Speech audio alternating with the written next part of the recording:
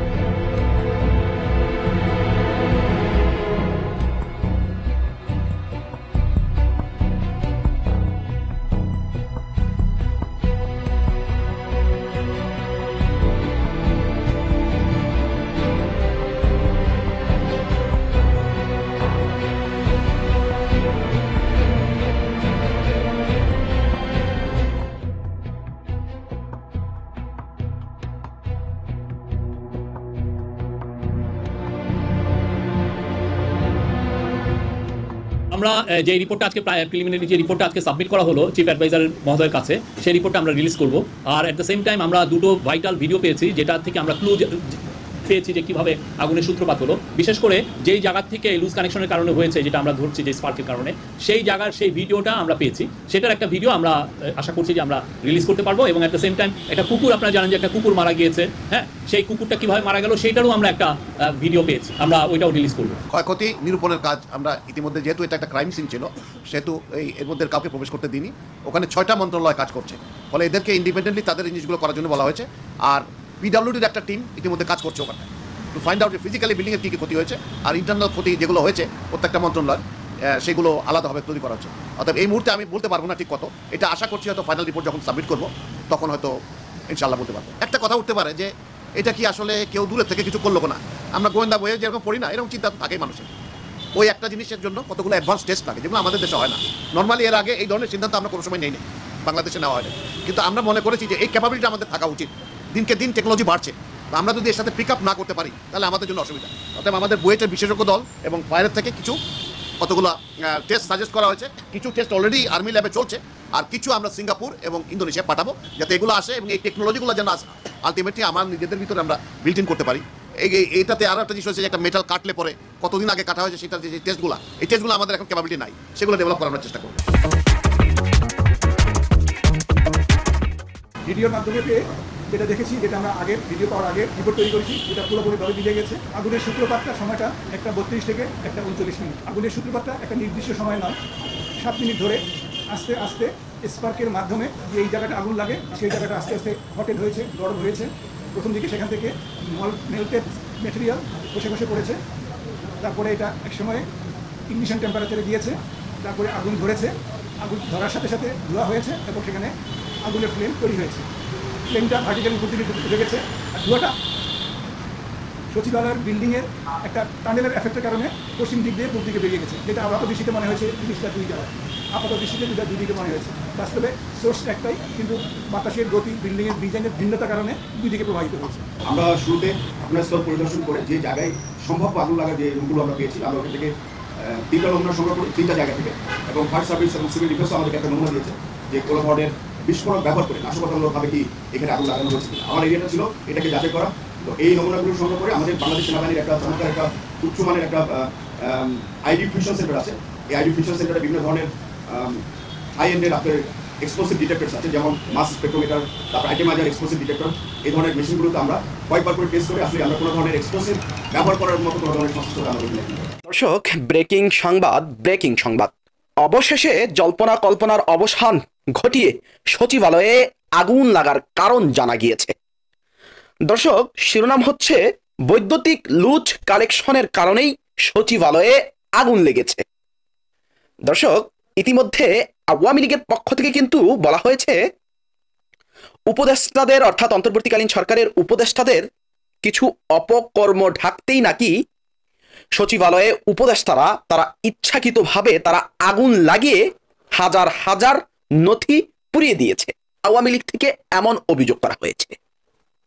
অন্যদিকে উপদেষ্টারা, বৈষম্য বিরোধী ছাত্র আন্দোলনকারীরা এবং প্রত্যক্ষদর্শীরা, স্থানীয় প্রত্যক্ষদর্শীরা সচিবালয়ের আশপাশ এলাকার, তারা বলেছিল ফ্যাসিস্ট শেখ হাসিনার এবং আওয়ামী লীগের অপকর্মগুলো ঢাকতে, আওয়ামী লীগের লুটপাট দুর্নীতিগুলো ঢাকতে, সেগুলো মুছে ফেলতে ফ্যাসিস্ট শেখ হাসিনার দোসররা সচিবালয়ে আগুন লাগিয়েছে। দর্শক, আওয়ামী লীগ থেকে অন্তর্বর্তীকালীন সরকারকে দোষারোপ করা হয়েছিল, অন্তর্বর্তীকালীন সরকার থেকে আবার আওয়ামী লীগকে এবং আওয়ামী লীগের সহযোগী সংগঠনের নেতাকর্মীদেরকে এবং আওয়ামী লীগের সরকারি দোসরদেরকে দোষারোপ করা হয়েছিল। দর্শক, এবার সব জল্পনা কল্পনার অবসান হওয়ার পর এবার বৈদ্যুতিক লুজ কালেকশনের কারণেই সচিবালয়ে অগ্নিকাণ্ড। এবার তদন্ত রিপোর্টে একের পর এক বেরিয়ে আসছে সব তথ্য। দেখেন কি বলা হচ্ছে। সচিবালয়ের অগ্নিকাণ্ডের ঘটনা কোনো ধরনের নাশকতার প্রমাণ মিলেনি, অর্থাৎ সচিবালয়ের যে আগুন লাগার ঘটনাটি কোনো ধরনের নাশকতার প্রমাণ মিলেনি, প্রমাণ পাওয়া যায়নি। বৈদ্যুতিক লুজ কালেকশনের কারণেই অগ্নিকাণ্ডের সূত্রপাত হয়েছে। অগ্নিকাণ্ডের ঘটনায় ঘটিত উচ্চ পর্যায়ের তদন্ত কমিটির প্রাথমিক রিপোর্টে এমনটি উঠে এসেছে। মঙ্গলবার 31শে ডিসেম্বর সন্ধ্যায়, মানে কিছুক্ষণ আগে, রাষ্ট্রীয় অতিথি ভবন যমুনার সামনে আনুষ্ঠানিক এক প্রেস ব্রিফিংয়ে তদন্ত কমিটির অন্যতম সদস্য বুয়েটের অধ্যাপক ডক্টর মাকসুদ হেলালি এ তথ্য নিশ্চিত করেছেন গণমাধ্যমকে। তিনি বলেন, প্রধান উপদেষ্টার কাছে প্রাথমিক তদন্ত প্রতিবেদন দাখিল করা হয়েছে। তার সঙ্গে প্রাথমিক তদন্ত কমিটির রিপোর্ট নিয়ে প্রায় এক ঘন্টারও বেশি বিস্তারিত আলোচনা হয়েছে। অর্থাৎ প্রধান উপদেষ্টার সঙ্গে তদন্ত কমিটির রিপোর্ট নিয়ে 1 ঘন্টারও বেশি আলোচনা হয়েছে, কথা হয়েছে। তিনি জানান, প্রধান উপদেষ্টা বিশেষজ্ঞ দলের কাছে বিভিন্ন বিষয়ে খুঁটিনাটি জানতে চান এবং ভবিষ্যতে করণীয় সম্পর্কে প্রয়োজনীয় দিক নির্দেশনা প্রদান করেন। তো দর্শক শ্রোতা, এই ছিল সচিবালয়ের আগুন লাগার সর্বশেষ কারণ, সর্বশেষ তথ্য। তো দর্শক শ্রোতা, এবার তদন্ত কমিটির রিপোর্টে যা বলা হয়েছে, সর্বশেষ আপডেট হচ্ছে বৈদ্যুতিক অর্থাৎ বিদ্যুতিক লুজ কানেকশন, অর্থাৎ বিদ্যুতের লুজ কালেকশন থেকেই আগুনের সূত্রপাত হয়েছে। দর্শক, আমরা ইতিমধ্যে দেখতে পারলাম আওয়ামী লীগ থেকে এখনো দাবি করা হচ্ছে অন্তর্বর্তীকালীন সরকারের নাকি অপকর্ম হয়েছে 6 মাসে, অন্তর্বর্তীকালীন সরকার নাকি কোটি কোটি হাজার হাজার কোটি টাকা লুটপাট করেছে, বিভিন্ন আত্মসাৎ করেছে, এরকম অভিযোগ করা হচ্ছে আওয়ামী লীগের পক্ষ থেকে। এবং আওয়ামী লীগের নেতাকর্মীরা এরকম লেখালেখি ফেসবুক, বিভিন্ন সোশ্যাল মিডিয়ায় লেখালেখি শুরু করছে। আওয়ামী লীগ কিন্তু এখনো বলছে সচিবালয়ে আগুন লাগিয়েছে উপদেষ্টারা। তো দর্শক শ্রোতা, এই কথার কোনো ভিত্তি এখনো পাইনি দর্শক শ্রোতা। তো দর্শক শ্রোতা, যাই হোক, এই বিষয়ে আর কিছু বলতে চাচ্ছি না। তো দর্শক শ্রোতা, আগুন লাগার কারণ অবশ্যই আপনারা বুঝতে পারলেন, বৈদ্যুতিক লুজ কালেকশনের কারণে অগ্নিকাণ্ডের ঘটনা ঘটেছে। তো দর্শক শ্রোতা, অবশ্যই অনেক হাজার হাজার নথি পুড়ে গিয়েছে। ইতিমধ্যে আমরা যতটুকু জানতে পেরেছি, উপদেষ্টা আসিফ মাহমুদ এবং উপদেষ্টা নাহিদ ইসলামের মন্ত্রণালয়গুলো একেবারে পুড়ে ছাই ছাই হয়ে গিয়েছে। অনেক জল্পনা কল্পনা ছিল কিভাবে আগুন লাগলো, সর্বশেষ প্রাথমিক প্রতিবেদন উঠে আসলো, যা আপনাদের সাথে শেয়ার করলাম। তো দর্শক শ্রোতা, যাই হোক, এই বিষয়গুলো নিয়ে, এই প্রাথমিক তদন্ত নিয়ে আপনার মূল্যবান মতামত অবশ্যই কমেন্ট বক্সে লিখে আমাদেরকে জানাবেন। জাহাঙ্গীর কবির নানক তিনি এক ভিডিও বার্তায় বলেছেন, তথ্য মন্ত্রণালয়, এলজিআরডি মন্ত্রণালয়, সড়ক ও সেতু মন্ত্রণালয়, ডক্টর ইউনূসের অপকর্ম ঢাকবার জন্য এখানে আগুন লাগানো হয়েছে। ডক্টর ইউনূসকে নিয়ে যে অপপ্রচার আওয়ামী লীগের, মাত্র 3 মাস হলো, এখানে বর্তমান সরকার কোনো কাজে তো করতে পারেননি, কোনো ফাইলে সই তো করতে পারেননি। তাহলে নানক এই কথাটা কিভাবে বলল? তার এই মিথ্যা প্রচারণা, মিথ্যা কথা সঠিক জবাব দিতে হবে, সঠিক তদন্তের মাধ্যমে দোষীদের বাইর করতে হবে। এখানে উপদেষ্টা মহোদয়, আপনারা ব্লেম গেম দিয়ে কথা বলে, হালকা কথা বলে মানুষকে বোঝাতে পারবেন না। আমাদের কঠিন দাবি হলো এই মিথ্যাচার এবং ব্লেম গেম দুটো বাদ দিয়ে এটা সঠিক তদন্ত করতে হবে। এত বড় আগুন, আজকে বিশেষজ্ঞ মহল বলছেন এটি প্রি প্ল্যান্ড করে আগুনটা লাগানো হয়েছে। আবার বিশেষজ্ঞ মহল বলছেন এটা এখানে কেমিক্যাল ইউজ করা হয়েছে। এখানে দুটি বিষয়, একদিকে এক কোনায় আগুন লাগলো, মাঝখানে কোনো আগুন নেই, আবার লাস্টের আরেক পাশে আগুন। তাহলে আমাদের অভিমত হলো, সচিবালয়টা কি পাটের গুদাম, যেখানে পাটে আগুন লাগছে আর আগুনে পুরো সচিবালয় পুড়ে গেল? তো সুতরাং প্রি প্ল্যান না হলে, আগে থেকে প্ল্যান করে যদি না হয়, এভাবে আগুন লাগবার কথা না।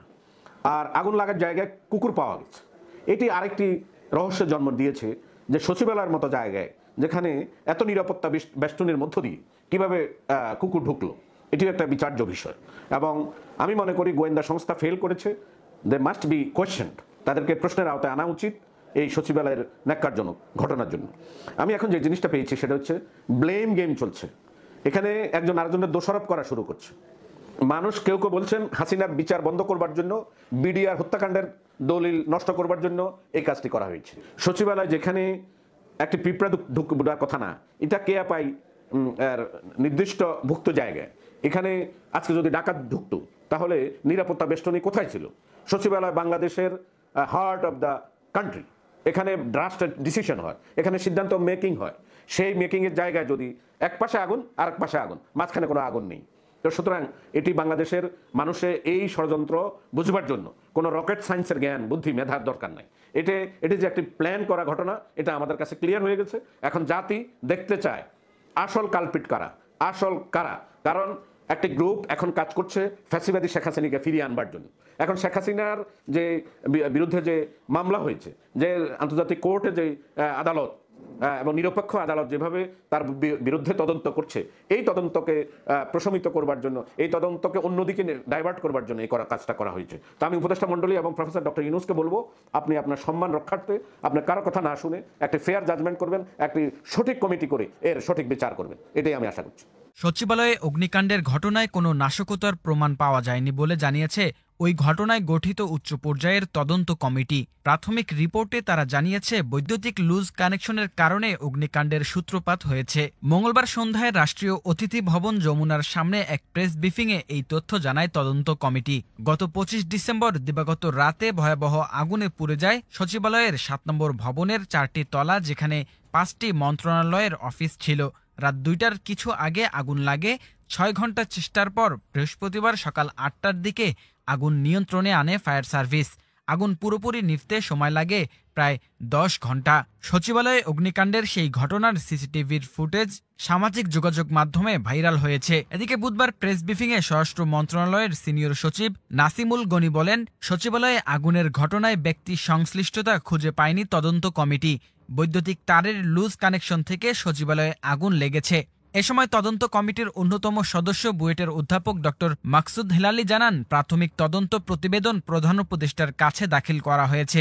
তার সঙ্গে প্রাথমিক তদন্ত কমিটির রিপোর্ট নিয়ে প্রায় 1 ঘন্টা বিস্তারিত আলোচনা হয়।